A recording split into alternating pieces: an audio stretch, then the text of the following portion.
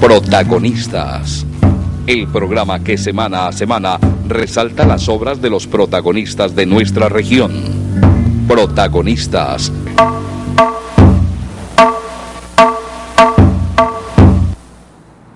Amables televidentes, buenas noches. La Corporación Cívica Daniel Guilar Secán y su programa Protagonistas los saluda una vez más en la sala de su casa, en su lugar de descanso, para traerles una nueva entrevista semanal. Hoy tenemos el grato placer de tener con nosotros y con ustedes a dos empresarios del sector social español, catalanes para más señas, que están de visita en Cali y el Valle del Cauca para mostrar a las autoridades gubernamentales, a los empresarios, a los dirigentes gremiales, a los actores sociales, una magnífica experiencia de empresa social que se ha madurado en España en los últimos 33 años. Ellos son Ramón Vives, él es el director general de Asprosea, una organización, un pequeño grupo empresarial catalán que desde hace 33 años viene trabajando con población en minusvalía física, cognitiva o social. Y va a pasar a explicarnos ahora, después de la presentación, qué es lo que hacen ellos. Buenas noches, Ramón. Hola, buenas noches. Y también está con nosotros Alfonso Barranco. Alfonso Barranco es el hombre que está al frente del componente laboral de esta importante organización española. Cuando digo componente laboral, es que es la persona que se entiende con las personas, con los 400 y tantas personas que están en nómina de esta organización española. Buenas noches, Alfonso. Buenas noches. Muy bien, entremos en materia. Ramón, para que le quede lo más claro posible a nuestros televidentes, ¿qué es Asprosea? Si nos los puedes explicar en el lenguaje más sencillo que se te permita.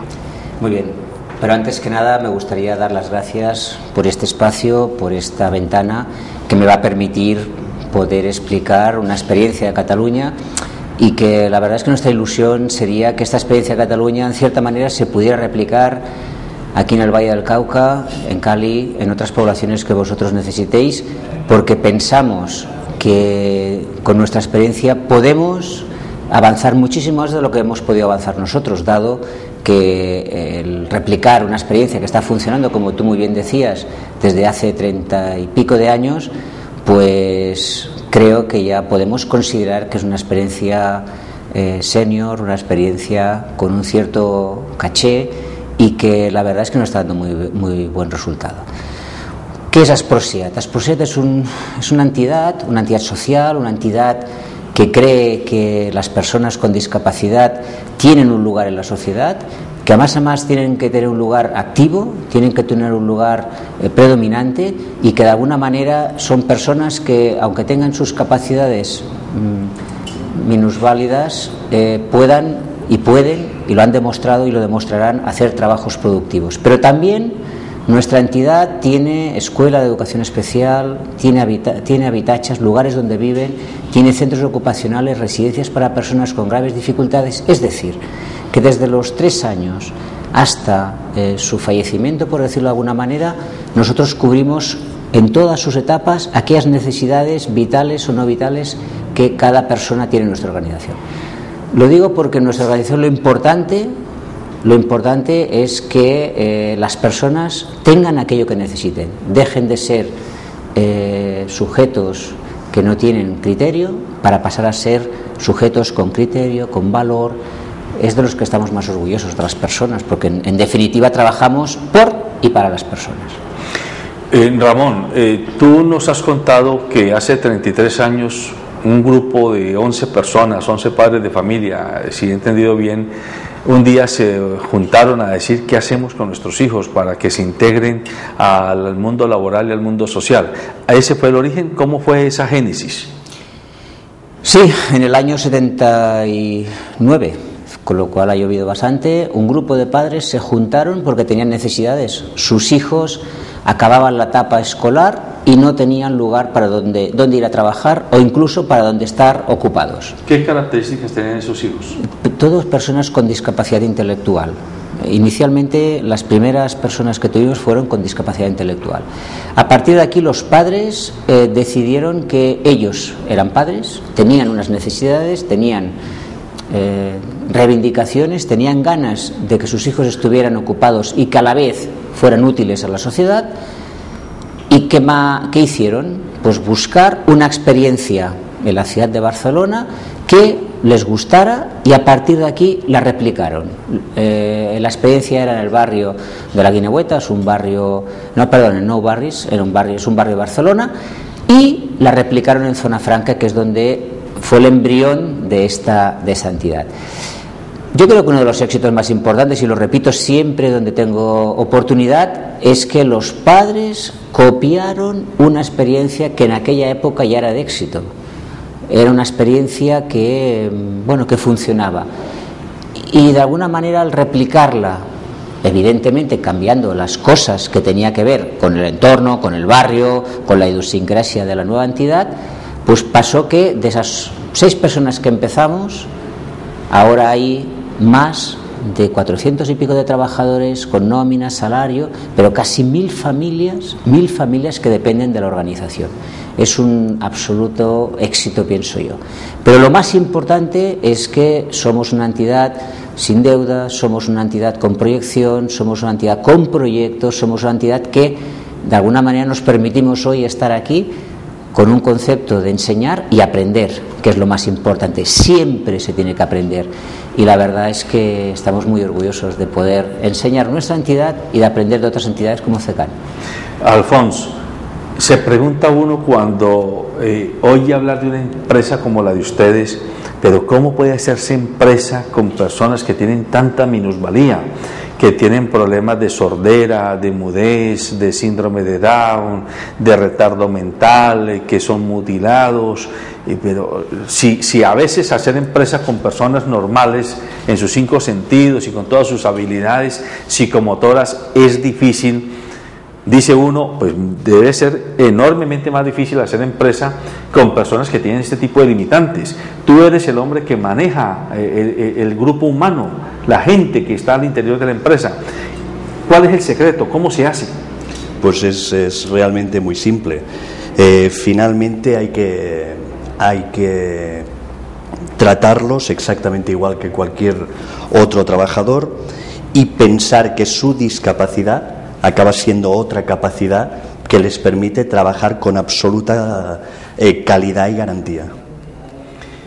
Por ejemplo, en ese grupo enorme de gentes que ustedes tienen allí trabajando, los sordomudos, ¿cómo se integran, cómo ingresan al proceso de la organización, al proceso productivo? ¿Qué tipo de oficios hacen? Las personas de síndrome de Down, danos algunos ejemplos. Bueno, nosotros básicamente trabajamos con personas con discapacidad psíquica. Por tanto, la gente con discapacidad sensorial, que nosotros denominamos, lo que usted dice, sordomudos, estamos integrándolos ahora, se introducen en la línea de trabajo como cualquier otro trabajador y tienen el soporte habitual que nuestros responsables, que además de encargados tienen una cierta preparación para tratar con ellos, y se introducen en la línea de trabajo como cualquier otro. El concepto de trabajo es el de cualquier otra empresa. Ellos llegan por la mañana, fichan, tienen un horario de trabajo estricto y riguroso, tienen un horario para su desayuno y al final de su jornada marchan para casa como cualquier otro trabajador. Es decir, las normas de trabajo, el comportamiento del día a día es exactamente igual que en cualquier otra industria y ellos lo asumen como tal porque esa es una de las grandes virtudes de este tipo y de este modelo. Nosotros formamos parte de la sociedad, por tanto somos unos más dentro de la sociedad. Entonces, vista desde fuera, insisto, la pregunta, llega una persona con una limitación intelectual. Se supone que a esa persona, visto desde fuera, insisto, le debiera quedar más difícil aprender a seguir instrucciones, aprender ciertos procesos de manipulación, de operación. ¿Cómo evitan o cómo minimizan ustedes ese riesgo? Piense que estamos en un entorno de trabajadores en los que todos, más o menos nosotros, eso de la discapacidad, muchísimas veces quitamos el dis para decir que tenemos otras capacidades.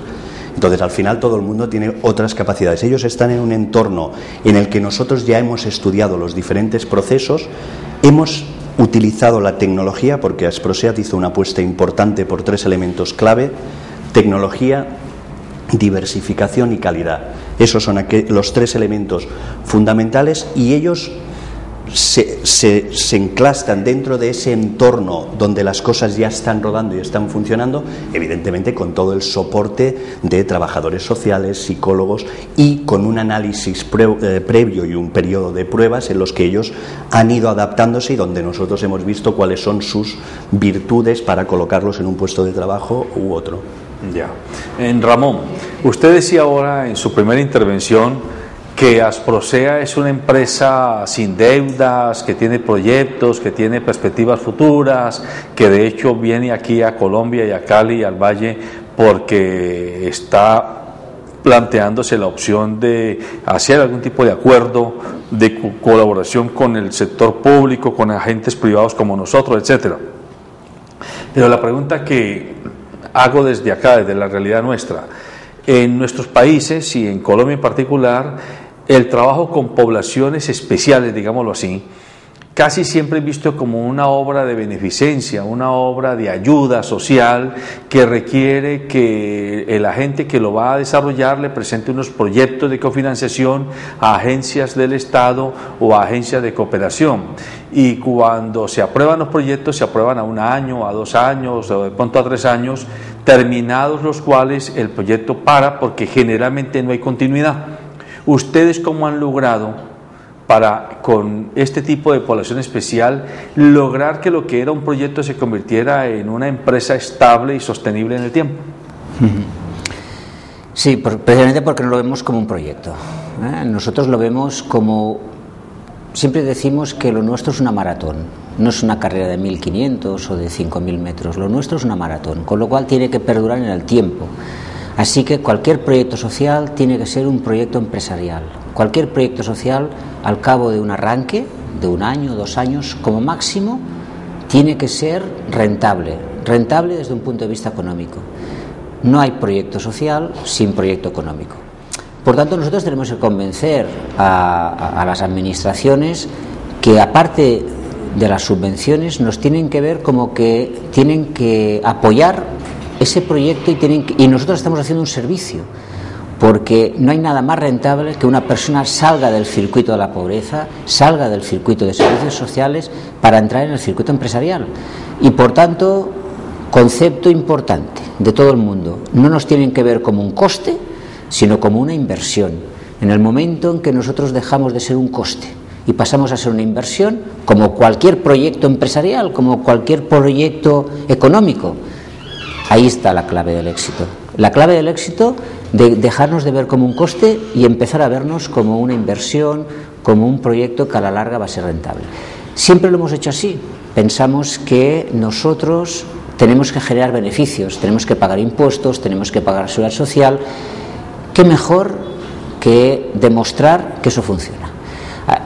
Y por otro lado, tenemos que capitalizarnos. Si no nos capitalizamos, tenemos deudas. Cuando más deudas, más intereses. Con lo cual, otro objetivo de la entidad es siempre estar saneada desde un punto de vista económico para que no tengamos que hacer lo de los proyectos. 3 años, 4 años, cerrar proyecto, empezar otro, la inestabilidad laboral, el trabajador no sabe si va a seguir, no va a seguir, porque esto genera dudas, esto genera problemática. Así que no nos tienen que ver como un coste, sino nos tienen que ver como una inversión. Y de alguna manera es lo que nosotros hemos ido haciendo. Siempre hemos generado proyectos que sean económicamente rentables. Y matizo lo de económicamente rentables porque hay veces que dicen, hombre, esto es un negocio. No es un negocio porque nuestro compromiso social es que todos aquellos beneficios que genere la empresa, el grupo, se reinviertan en el mismo grupo o la misma empresa. Con lo cual no hay nadie que se lleve los dividendos, no hay nadie que se lleve el beneficio. Al revés, generamos más proyectos, generamos más recursos.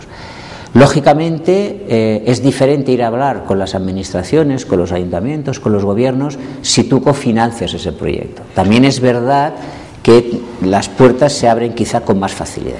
O sea, con su intervención usted introduce un debate que en nuestro país es muy necesario, y es considerar que todo trabajo de agenda social debe estar exento del ánimo de utilidad o del propósito de buscar una rentabilidad, porque pareciera pecado, pareciera mal visto, de mala presentación, que uno diga que está haciendo un proyecto ambiental o un proyecto con ancianos o un proyecto con niños o un proyecto educativo, cualquiera que él sea, con personas vulnerables, pero que ese proyecto tiene que dar rentabilidad, porque aquí en nuestro medio eso es visto como que estos se van a aprovechar para ganar una plata en nombre de los pobres o de los vulnerables que dicen defender. Y usted lo que está planteando es que hay que ganarse la plata, hay que ganarse la rentabilidad, y lo que hay que cuidar es que esa rentabilidad se reinvierta en crecer el mismo proyecto.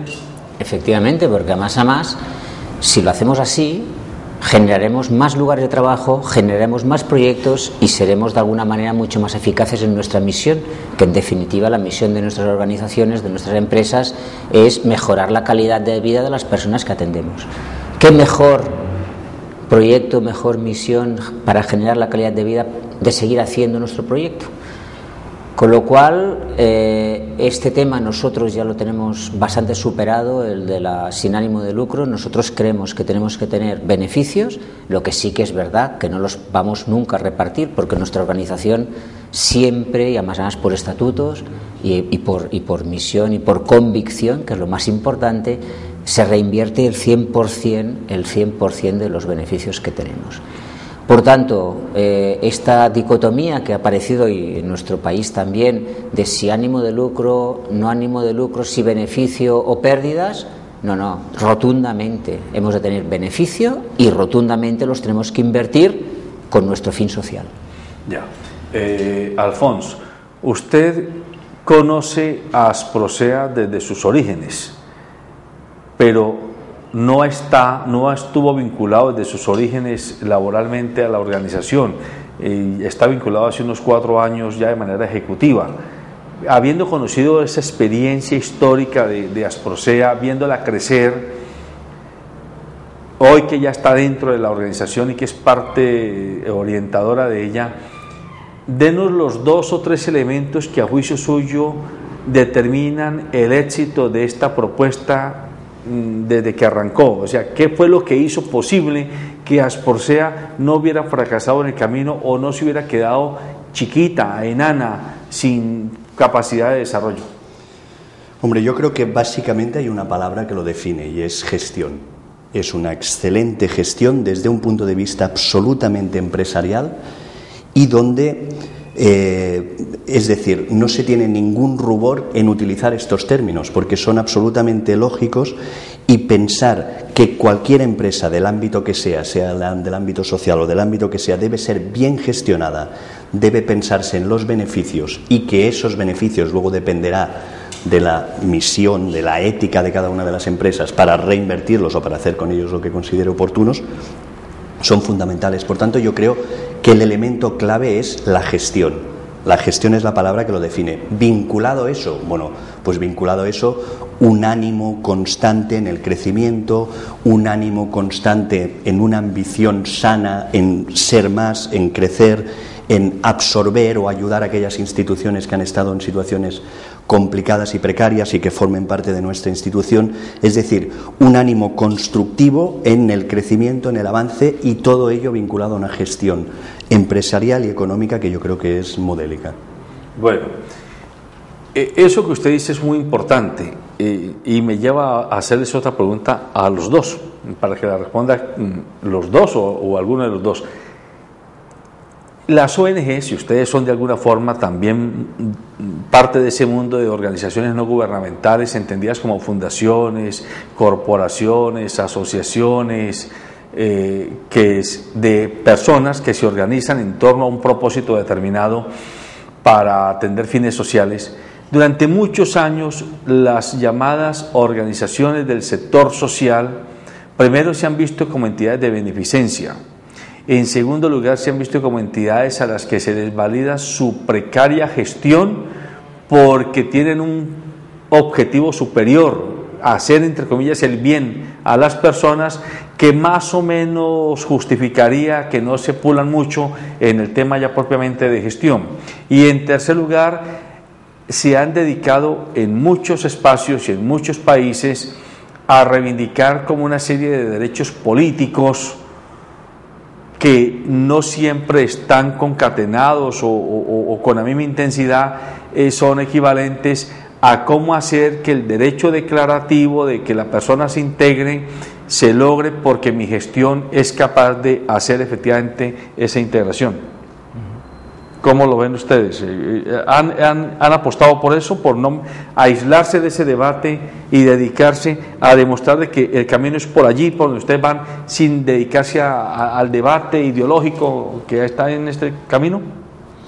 Bueno, es una pregunta complicada de responder. En todo caso, yo diría que nosotros como entidad tenemos la clara convicción de que hemos de trabajar en red, que tenemos que trabajar con los agentes sociales, con los partidos políticos, con las administraciones públicas, y lo hemos hecho y lo estamos haciendo. De hecho, hay un 25% de nuestro tiempo estamos dedicados a otras entidades que quizá tienen menos capacidad, colaboramos con todos estos estamentos que he mencionado. Pero dicho esto, tenemos que abrir la puerta cada día, tenemos que cada día gestionar nuestra entidad. Y no nos podemos perder en discursos ni sociales ni políticos. Hay que actuar, hay que decidir qué hacemos. No podemos pensar que alguien nos hará el trabajo mañana, lo tenemos que hacer nosotros y después, si alguien nos acompaña, mejor. Por tanto, creo que lo primero que tenemos que hacer las entidades, las mal llamadas ONGs, organizaciones no gubernamentales, yo creo que no hay ninguna empresa productiva de este país que se le llame empresa no gubernamental. ¿Por qué somos entidades no gubernamentales? Somos empresas, somos entidades que nuestro cliente es el mundo social, pero es nuestro cliente. Es que, ¿por qué tenemos vergüenza o rubor o nos hacemos pequeñitos cuando hablamos de que hacemos un servicio? Es cierto que cada entidad hará el servicio por su historia, por su coyuntura, porque sus iniciadores eran o tenían unas características concretas, y no todo el mundo se tiene que dedicar a lo mismo. Por tanto, bienvenido sea que hayan organizaciones que se dediquen a las personas, bienvenido sea, pero no nos tenemos que avergonzar, ni somos hermanos menores, somos hermanos mayores, somos gente que la sociedad nos necesita y tenemos que cobrar ese servicio. Por tanto, ¿por qué tanta vergüenza de decirnos que somos entidades sociales? No, somos empresas sociales que tenemos que hacer, como decía mi compañero Alfonso, una buena gestión. Así que nosotros no perdemos excesivo tiempo en elucubraciones mentales de si somos o no somos sociales o no, si somos o no somos productivos, si somos o no somos rentables. Hemos decidido que lo somos, sin ningún rubor, lo decimos y lo hacemos. También es criticable, como todo, pero esta es nuestra opción. Alfonso, esto que está muy claro en ustedes como planteamiento y como decisión, a veces se estrella con las propias políticas públicas de las agencias estatales. Cuando tú presentas una propuesta de cofinanciación, un proyecto a la municipalidad o al gobierno regional o al gobierno nacional, generalmente en la estructura del cuestionario que te piden que llenes toda la información, por ninguna parte te aceptan que tú cobres un margen, lo que uno llamaría mi IU, mi utilidad, mi rentabilidad esperada, sino que te aceptan y te ponen, entre otras, hasta un límite. Solo se le acepta el 7% o hasta el 10% o hasta el 12% por gastos de administración indirectos. Entonces, desde el propio Estado se niega la posibilidad de reconocer que las entidades que hacen empresariado social están haciendo una actividad económica que debe ser rentable. Sí, y seguramente aquí hay un poco de culpa de ambas partes, ¿no? Es probable que lo primero que deba hacer la entidad es hacer un plan de negocio que le demuestre a ese posible cliente la viabilidad de ese plan de negocio. Por tanto, yo creo que se ha cometido a lo largo del tiempo, y que seguramente nosotros somos una entidad que estamos huyendo de eso, pero se ha cometido a lo largo del tiempo el error de pensar que, si me permite la expresión, la fiesta ya la pagará alguien, y que por tanto eso también ha generado por parte de las diferentes instituciones pues un cierto rechazo de decir, bueno, a ver dónde está el negocio aquí. Por tanto, yo creo que la primera parte es la institución que presenta el proyecto debe presentar un plan de negocio en el que se demuestre la viabilidad, y como comentábamos antes, un proyecto solamente es válido si es viable, y si no es viable pues entonces no tiene sentido seguir con él, porque es lanzarse al precipicio. Y luego, lógicamente, cuando eres capaz de demostrar la viabilidad de ese negocio, pues hombre, con los márgenes lógicos, cualquiera que esté delante tuyo, sea una institución pública o sea el cliente que sea, debe entender que tienen que haber unos márgenes para que no solamente el negocio funcione, o el proyecto funcione, sino que además la propia institución que lo está haciendo tenga una continuidad en el tiempo. Nosotros básicamente tratamos con la industria. El 95% de nuestros clientes son industrias. Cuando nos presentamos delante del cliente, lo primero que le ofrecemos al cliente es producto, calidad y plazo de entrega. Y eso es lo que espera el cliente de nosotros. El cliente, por tanto, sabe que cuando le estamos presentando un presupuesto absolutamente industrial y empresarial, es un presupuesto como el señor de la competencia que viene a nuestro lado también a ofrecer ese presupuesto, que forma parte de una institución o de una empresa con trabajadores sin ningún problema. Por tanto, estamos compitiendo en el mercado ordinario como cualquier otra empresa, y lógicamente, y en eso yo creo que sin ánimo de ofender a nadie, las industrias van por delante de los gobiernos. O sea, las industrias entienden perfectamente que el ofertante tiene que tener un margen, y ese margen es absolutamente lógico. Por tanto, cualquier proyecto debe tener un margen para seguir avanzando, seguir creciendo, seguir ofreciendo. Para poder acumular. Exactamente. Para poder acumular. Ramón, de manera como episódica, si se puede, en estos 33 años habrán 4, 5, 6, 7 etapas que claramente se diferencian en el desarrollo de ustedes. Un día comenzaron en el 79 11 padres de familia a organizarse, y me imagino que montaron un pequeño taller de manualidades, por decir algo. Pero hoy ustedes son una enorme planta industrial que está en el Puerto Olímpico de Barcelona, con una capacidad física de más de 10.000 metros cuadrados, tal vez 15.000 metros cuadrados, con 400 y tantos trabajadores, el 83% de ellos personas con algún tipo de discapacidad o limitante o particularidad intelectual, como llaman ustedes, sensorial, etcétera. Y hoy son ustedes, o mejor, están encadenados a la gran industria española y catalana, y particularmente la editorial.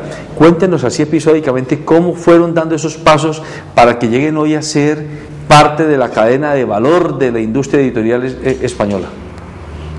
Hombre, es difícil poder resumir en poco tiempo qué nos ha caracterizado. En todo caso, antes de entrar en cosas concretas, dos cosas. Yo creo que lo primero es la pasión.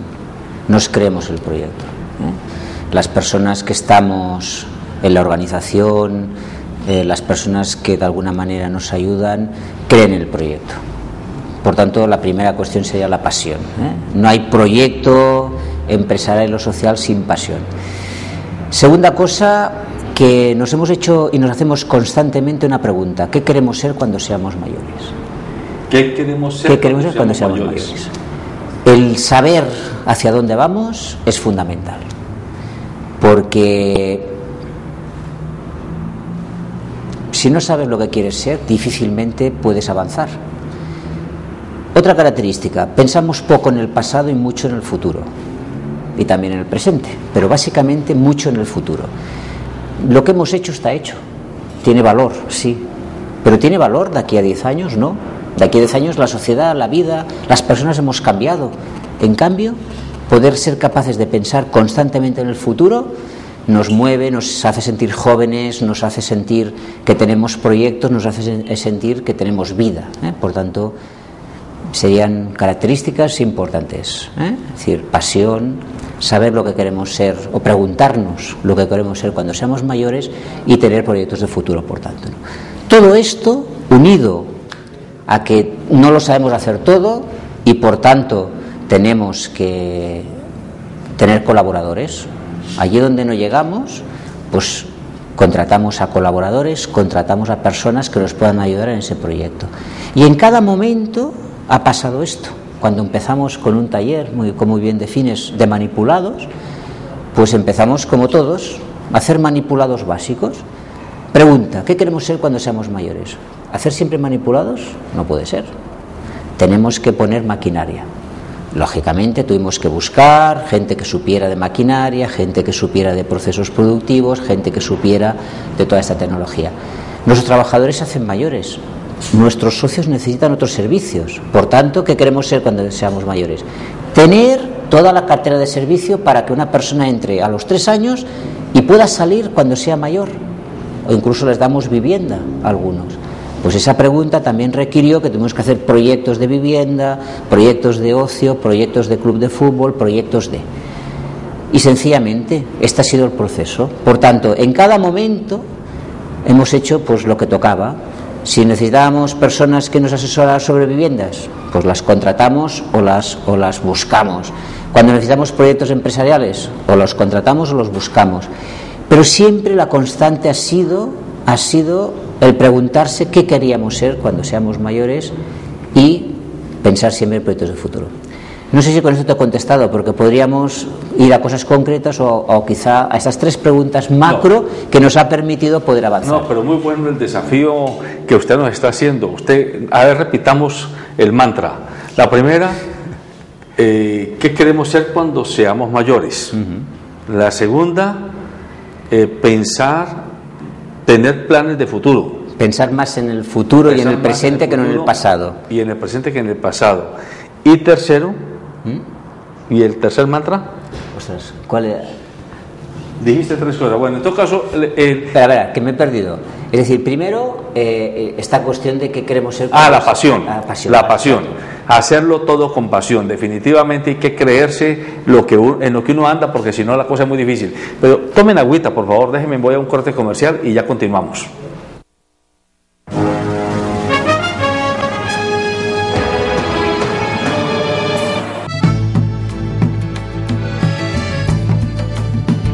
Los héroes en Colombia sí existen. Saludamos al glorioso ejército colombiano en su bicentenario y les damos gracias de todo corazón a nuestros soldados de tierra, mar y aire por el valeroso y exitoso rescate de nuestros hermanos secuestrados. Policía Nacional de los Colombianos, todos con el mismo corazón.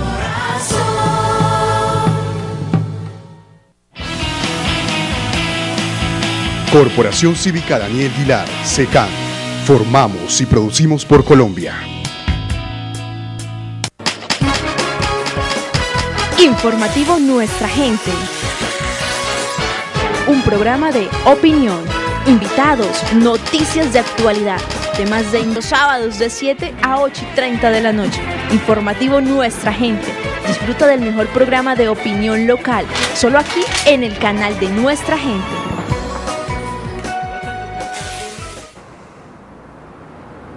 A ver, Alfonso, ya nos enseñó Ramón que hay que tener pasión, que hay que pensarse qué se quiere ser cuando se sea mayor y que hay que pensar más en el futuro y en el presente que en el pasado.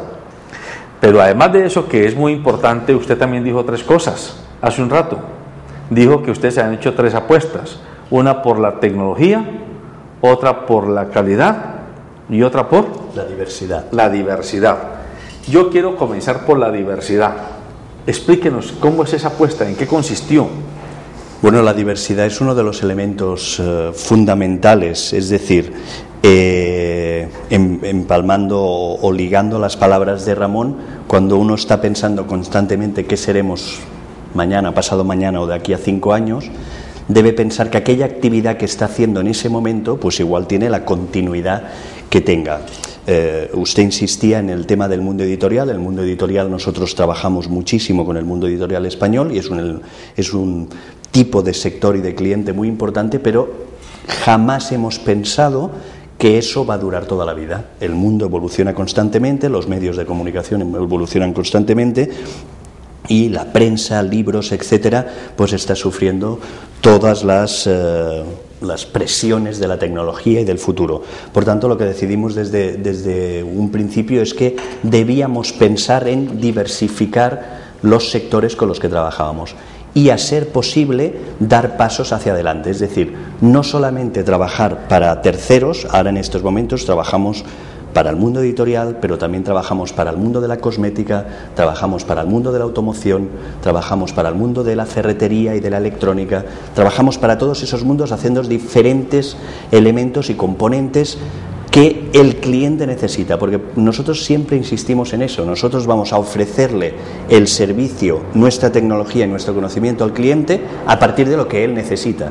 Bueno, porque en el mundo editorial, ¿qué ofrecen ustedes al cliente? En el mundo editorial nosotros ofrecemos un servicio integral de presentación de sus diferentes productos, y en ese servicio integral hay desde la compra de alguno de los elementos que irán allí, es decir, somos los responsables de la compra de el cartón de embalaje donde luego irán todas las revistas, a la presentación que aquel fascículo, aquella revista, aquel magazine requiera, a todas aquellas cosas y cositas que el mundo editorial necesita publicitar en el interior de la revista, y que nosotros vamos colocando los diferentes elementos para finalmente darle un acabado a ese producto y que ese producto esté en los kioscos, podemos decir que de todo el mundo. Estamos haciendo operaciones. ¿Y ustedes etiquetan, por ejemplo, también? Etiquetamos, hacemos el retráctil o embosado, le colocamos la impresión al plástico, colocamos los diferentes componentes. Eso en el mundo editorial lo hacemos constantemente y, como le digo, lo hacemos para todo el mundo. Hemos hecho operaciones desde Australia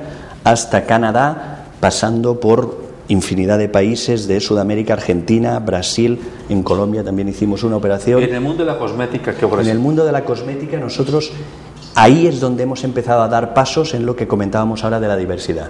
Hasta el momento lo que hacíamos es, el cliente tenía su crema o su pintalabios o lo que sea, nos lo traía y nosotros simplemente lo colocábamos en la presentación adecuada, el estuchito que correspondiera, lo preparábamos y eso iba a la tienda. El cliente es el laboratorio que formula esa crema, y un día nos hizo el pulso un poco en el sentido de decir, oye, ¿seríais capaces de, además, nosotros formulamos, vosotros envasar con todas las prestaciones que eso requiere? El Ministerio de Sanidad en España a los envasadores les pone unas normas de muchísima exigencia. Tuvimos que fabricar una sala blanca donde todo el mundo va perfectamente uniformado, como si estuviera en un quirófano.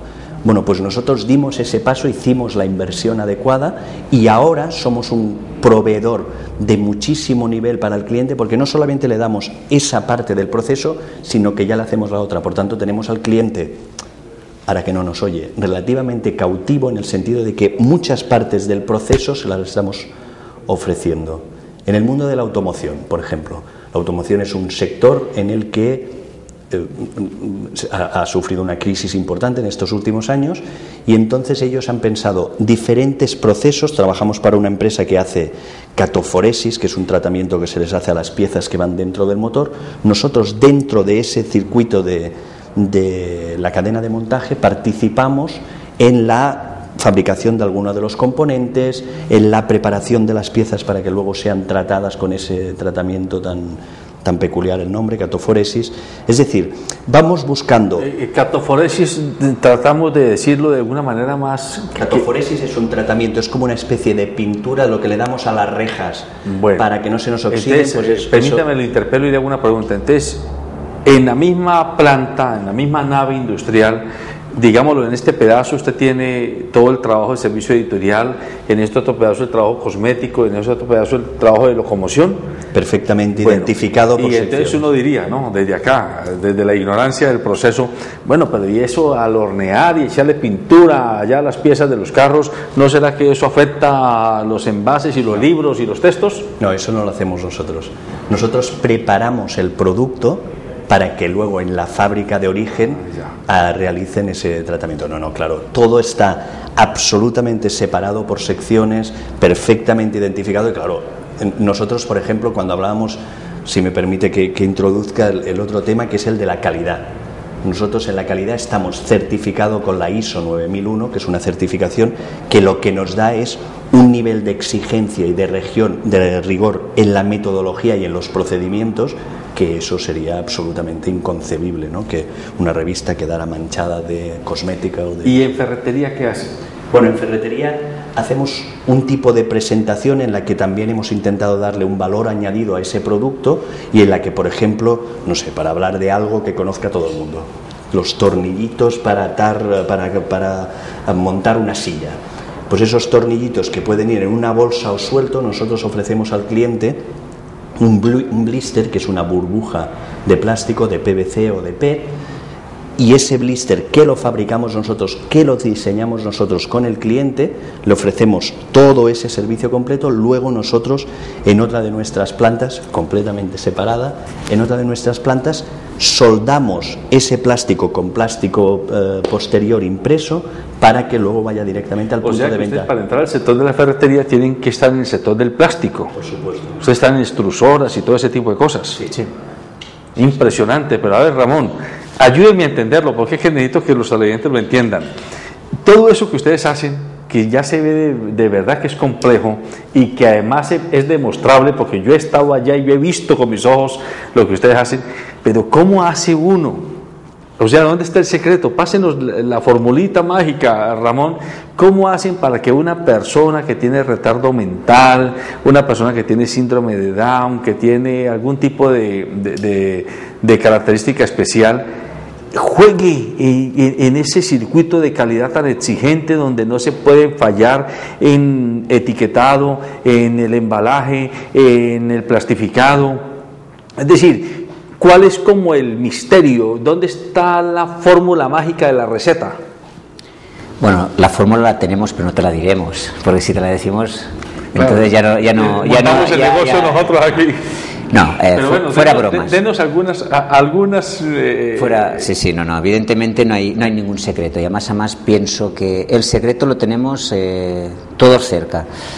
Es el siguiente: nos creemos que cada persona tiene una capacidad, y esa es la que hay que aprovechar. Si es así, ahí está la respuesta. Es evidente que si hablamos de discapacidades, hablamos de una cosa que se minusvalora, hablamos de una actitud negativa. Nuestra organización, y eso creo que lo comentaba Alfonso, es nosotros trabajamos con las capacidades de cada uno. Por tanto, el trabajar con las capacidades de cada uno, porque trabajamos con personas, le damos a cada persona aquello que necesita y también aquello que puede realizar. Por tanto, nuestras cadenas de montaje están perfectamente delimitadas por las capacidades de las personas, pero que no tienen nada que ver con una cadena de montaje de la Renault, de la SEAT o de una cadena productiva normal. Nosotros hacemos nuestros propios procesos productivos. Punto 1, capacidades de las personas. Punto 2, es obvio que tenemos que tecnificar procesos, tenemos que automatizar procesos, porque si no, no seríamos rentables, con lo cual hay que automatizar y hay que buscar que hay procesos productivos que son automáticos. Y tercero, control de calidad. Tenemos, como las personas no son elementos estáticos y perfectos, algún día tienen malo y alguna vez se equivocan, con lo cual nosotros tenemos todo un proceso de calidad que antes de que salgan las piezas en el mercado hay controles, y estos controles pues los hacen nuestros monitores, que algunos de ellos son personas con discapacidad, y que es su trabajo supervisar, controlar toda la producción que se hace en la empresa. Por tanto, introducimos un elemento. Yo creo que hemos hablado mucho de producción, hemos hablado mucho de procesos, hemos hablado mucho de calidad, pero las personas son fundamentales con sus capacidades, cada uno con sus capacidades. Y ahí está la cuestión, el secreto. Bueno, es decir, pero, no hay más. Pero ese secreto, supongo yo, que pasa porque ustedes cuentan con un equipo humano de psicólogos, de orientadores ocupacionales, de terapistas, no sé, que tienen esa habilidad, esa sabiduría, esa capacidad de identificar a esta persona, dónde juega mejor el partido, cómo acomodarlo para que sea más productivo, para que se potencien sus habilidades. ¿Es así? Sí, sí. Claro, hay un equipo de profesionales, psicólogos, trabajadores sociales y los propios responsables de cada sección que trabajan en equipo, cada uno desde su capacidad profesional hace el análisis de ese puesto de trabajo y de esa persona, vinculado con esa persona, y a partir de ahí pues comparten información en el sentido de la experiencia del responsable de la cadena, da su opinión sobre, oye, pues yo creo que esta persona es más hábil en este sentido, el otro, el psicólogo tiene un estudio perfectamente detallado de sus capacidades, el trabajador social está pendiente y hasta ahí hay una labor en equipo que los sitúa en el puesto de trabajo. Luego, hombre, es verdad que nosotros además somos capaces de buscar ayuda y no nos escondemos en eso porque yo creo que lo ha hecho grandes empresas, por tanto nosotros también tenemos que hacerlo en otros sectores. Por ejemplo, hace un par de años fuimos capaces de, a través de una empresa asesora, introducir el Lean Manufacturing, que es el sistema de producción Toyota, en una de nuestras plantas. El Lean Manufacturing, como casi todo lo japonés, simplemente es el sentido común aplicado a la máxima expresión. Por tanto, todos los circuitos, todos los movimientos de las personas, todas las actividades que se están haciendo en esa planta están racionalizadas para que haya el mínimo de desperdicio. Por tanto, si usted puede moverse para coger ese vaso, pues en un solo movimiento, no dé la vuelta a través de la mesa porque eso es absurdo. Bueno, pues todas esas cosas también hemos sido capaces de buscar otros ámbitos de actuación, otros profesionales que nos han ayudado a introducir esas cosas mucho más de sentido común y de practicidad en el día a día. Demos un cambio de tercio. Ahora les voy a preguntar sobre la organización otra vez, sobre la estructura de ingresos de la organización. Ya dijimos que ustedes son yo digo un pequeño en el sentido no peyorativo, sino diferenciador. No son una multinacional, llamémoslo así, no son Siemens, Coca-Cola. Y cuando yo digo que son un pequeño grupo, no es que sean chiquiticos, son muy grandes, pero digo, con respecto a los grandes grupos multinacionales, son una organización que tiene concepto de grupo, trabaja con 4 entidades, unidades de negocios especializadas, pero que todas de alguna forma están coordinadas e imbricadas la una con la otra. Las fuentes de ingresos de su grupo, si las pudiéramos compartimentalizar, ¿qué porcentaje son generación propia de recursos vía los negocios que tienen con sus clientes industriales? ¿Qué porcentaje son cofinanciaciones de subvenciones estatales, de proyectos con el municipio, con la gobernación, etcétera? ¿Y qué otra parte pudiera ser de campañas, por ejemplo, que ustedes emprendan? Antes de entrar ahí, ¿me permites que haga un pequeño ejemplo? Claro. No, porque lo que decíamos de las personas, por ejemplo, hay un operario que es un excelente controlador de calidad, pero cuando pierde el Barcelona, que casi nunca pierde, no lo podemos poner No, ahí. le revuelva política al asunto, oye. Es decir, lo tenemos que sacar porque ese día viene de mal humor. Viene deprimido. Efectivamente. Por tanto, sabemos perfectamente que esta persona, ese día, durante un par de días, no puede hacer eso. O sea, me imagino que cuando juega el Barcelona tú haces una fuerza impresionante para que gane. Efectivamente, que casi siempre gana. Que casi siempre Pero gana. bueno, independientemente... Te favorece que aquí en Colombia casi todos somos hinchas del Barcelona. Perfecto. No, era para ejemplarizar que cada persona puede hacer un trabajo, pero si el equipo de profesionales de alguna manera sabe, ojo, cuidado con Vicens, que ese día puede venir mal y tal. Bueno, te respondo a la pregunta. Si la audiencia se acuerda, yo he dicho que nosotros realizamos un servicio. Por tanto, cuando la administración pública nos da un dinero con convenio y tal, nosotros lo consideramos que eso es una factura que le hacemos a la administración, por tanto, un pago. Con lo cual nosotros el 96-97% es facturación por trabajo, porque incluso aquellos servicios que están subvencionados o pagados por la administración, nosotros los consideramos servicio. Porque tiene una contraprestación de parte de ustedes. Efectivamente, no es una subvención. Correcto. Así que de los 12 millones y pico de facturación que tenemos, muy poco lo tenemos por subvención. ¿Qué es? ¿Ese 3% que son? Por proyectos con las cajas, con actividades bancarias, por pequeñas subvenciones. ¿Tiene algún tipo de campaña, por ejemplo, con sus asociados? Sí. ¿Algún bono, alguna cosa de esas? Bueno, con nuestros asociados lo que tenemos es que les hacemos formación, hacemos excursiones, hacemos charlas, es decir, nuestros asociados familiares hacemos también un soporte con ellos, porque es evidente. En estos últimos minutos, es que yo no quiero dejar que se me pierda el tiempo sin hacer la pregunta. Ustedes están de paso por Cali, mañana ustedes van a viajar para Costa Rica y no precisamente van de paseo. Ustedes se van a sentar con el gobierno de Costa Rica, con la ministra de Bienestar Social de Costa Rica, porque los ha llamado el gobierno costarricense a que les ayuden a ellos a implantar el modelo de ustedes, que es probadamente exitoso allá en Costa Rica. Cuéntenos cómo fue, cómo se originó ese contacto y en dónde se origina el interés del gobierno de Costa Rica en que ustedes lo hagan. Bueno, también forma parte de todo ese ánimo de crecimiento en el que Asproseat se está moviendo, intentar buscar aquellas personas que nos pueden ayudar en aquellos ámbitos en los que no somos conocedores, porque uno no puede saber absolutamente todo. Hemos contactado con personas que por diferentes vinculaciones tenían relación con Costa Rica en diferentes ámbitos, básicamente en el ámbito universitario. Tuvimos una visita de un rector de una importantísima universidad que pensamos no estoy casi seguro, lo que pasa es que no sabría decir los tantos por cien, de capital norteamericano en Costa Rica. Es una universidad que se denomina Earth, Tierra, y que vino a visitar nuestras instalaciones en Barcelona.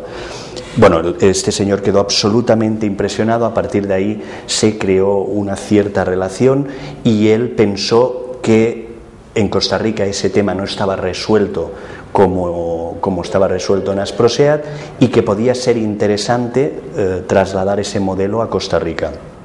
Ellos son capaces de, por un lado, facilitar todo el tema de infraestructura y terrenos en sus propios terrenos universitarios y además ponernos en contacto con los dos grandes ámbitos que son fundamentales como mínimo para la puesta en marcha. Por un lado, el ámbito institucional, que el gobierno está por la labor y está dispuesto a participar y a tomar las riendas en cierto sentido, y por el otro con el ámbito tecnológico y empresarial, porque esa universidad tiene un parque tecnológico que podría ser la sede de ese posible centro donde personas con discapacidad o con riesgo de exclusión o lo que sea, pues podrían formar o crear un modelo similar al de Asproseat. Es decir, es a partir de una visita impregnarse de esa idea y de ese modelo que es Asproseat y pensar que eso es trasladable en Costa Rica. Bueno, ustedes hoy han realizado un seminario aquí en Cali donde han mostrado al gobierno, a las autoridades gubernamentales, tanto del orden nacional como del orden departamental y municipal, y a los diversos agentes sociales y algunos representantes gremiales, este modelo del que estamos hablando.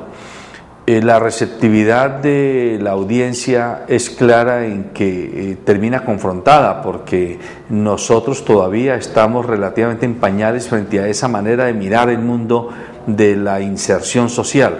Todavía aquí predomina el cuento de que hacemos beneficencia o hacemos filantropía o hacemos ayuda social, pero no nos planteamos estamos haciendo empresa. La expectativa y lo que ustedes han ofrecido es que están dispuestos de nuevo a hacer alianzas público-privadas y de cooperación internacional con Colombia y con nosotros para montar posibilidades como estas. Podríamos esperar que en Cali, el Valle de Cauca o en cualquier otra región del país si se dan las condiciones, que haya la voluntad política del gobierno, que haya las condiciones de financiamiento, que haya el interés empresarial, ¿ustedes también están dispuestos a venir acá a montar su modelo total o parcialmente? Bueno, esto, primera cuestión, sí. Segunda cuestión, sí. Y tercera cuestión, sí. Porque creemos que no hay nada mejor que compartir, crear sinergias con entidades y que más a más también tenemos que decirlo, la receptividad, la profesionalidad y la capacidad de coordinación con CECAN me parece que es absolutamente brillante y a más que nos va a permitir realizar esta cuestión. Así que nosotros encantadísimos. Y creemos que más a más, hoy se ha visto en el seminario que por la percepción, por los comentarios, por las preguntas, me ha dado la sensación que también había como muy buena predisposición. Así que, bueno, nosotros nos marchamos muy contentos, creemos que tenemos posibilidades de trabajar conjuntamente con entidades de aquí y que a más que lo que nosotros hemos hecho se puede replicar en cualquier sitio, y me parece que se dan las condiciones. ¿Por qué? Porque me recuerdan mucho aquellas condiciones que nosotros, aunque no me gusta mirar al pasado, tuvimos en su día. Hace 30 años. Hace 30 años. Con lo cual... Perfecto. Medio segundo para que cierres. Bueno, no, exactamente lo mismo. Esa sensación de que en estos momentos se está creando toda la base de ese edificio y que la voluntad y el interés existe, por tanto yo creo que estamos en el camino de conseguirlo, ¿no? Bueno, muy bien, amables televidentes, se nos ha acabado el tiempo. Hemos tenido la oportunidad de conversar con Ramón Vives y con Alfonso Barranco, dos empresarios sociales de España exitosos, con un modelo empresarial supremamente interesante, un modelo empresarial que están dispuestos a trasladar aquí a Colombia de la mano con agenda gubernamental, con agenda del sector privado, con agenda del sector social, y nosotros desde este programa y desde este canal estamos dispuestos a apoyar e impulsar este tipo de iniciativas porque creemos que es un camino probado y un camino que con urgencia manifiesta está pidiendo Colombia para que incluyamos al mayor número posible de conciudadanos al bienestar colectivo. Buenas noches.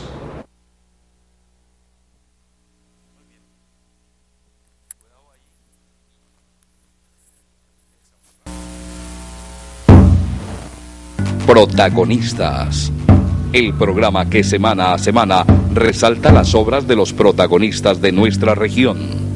Protagonistas.